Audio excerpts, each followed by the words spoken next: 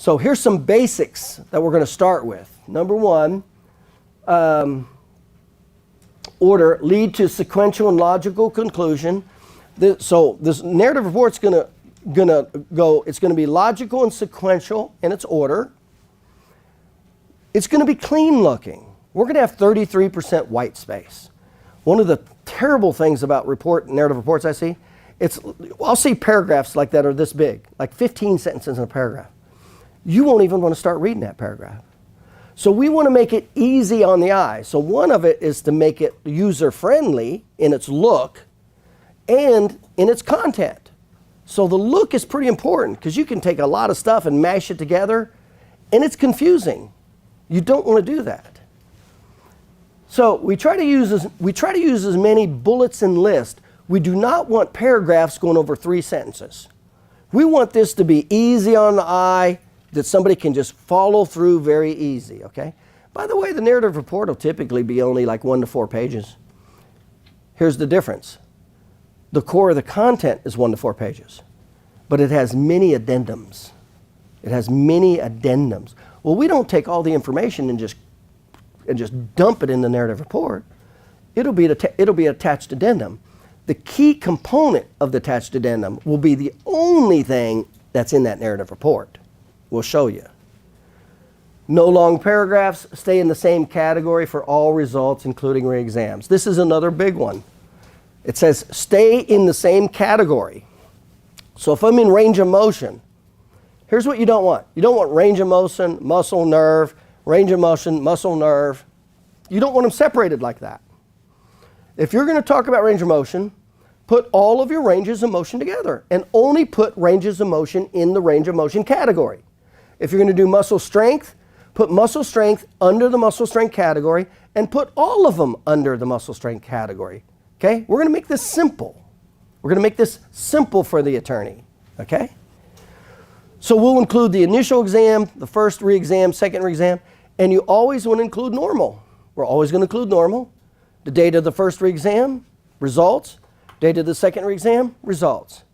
That's what it would look like. So under muscle, initial exam, here's what we're testing. Here's normal. Here was the positive results.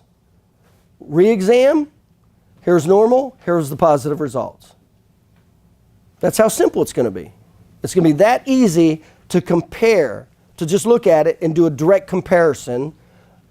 How easy are we going to see changes if we just put these re-exams right next to each other?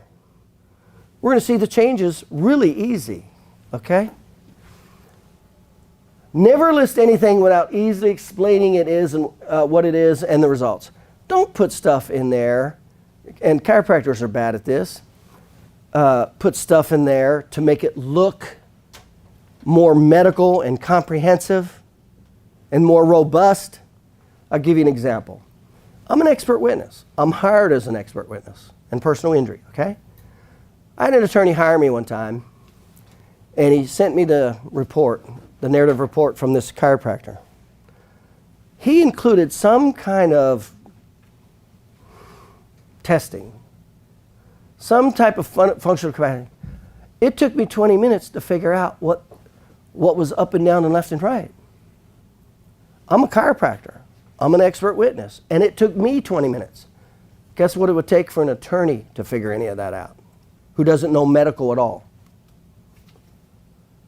It was unbelievably terrible. In other words, he was creating confusion. So if you have anything confusion, if you do have it, you better deconfuse it and put it on there before you put it on there. You want to make this unbelievably simple and easy instead of what he did. He had all these graphs and this and that. I'm like, no clarity, no summary. I'm like, you had to go in there and figure it out. I'm like, oh, bad stuff. Never explain in the data accumulation area. We'll show you that in just a second. The narrative is kind of divided into 2 big areas. The first area is just data accumulation, no interpretation at all. The second area is the 6 steps to tell the story and win the case. That's kind of how it works, okay? If you think of it like that. We attach reports as addendums. We only list summary in the data section. You'll see when I pull it out. I'm going to show you a template of a narrative report right now. we're only going to put in the narrative the positive findings. So if I do range of motion, and I check all ranges of motion, and let's say only one range of motion was positive, extension, why would I want to include all those that were normal in that category and every other category of test, muscle test, nerve test? Why would I want to include all of those that are normal in the main area of data? I wouldn't. I'm just creating more confusion and more clutter by putting all that stuff in there. So the only thing that I want in the narrative report, in the categories, I just want the positive findings. That's it.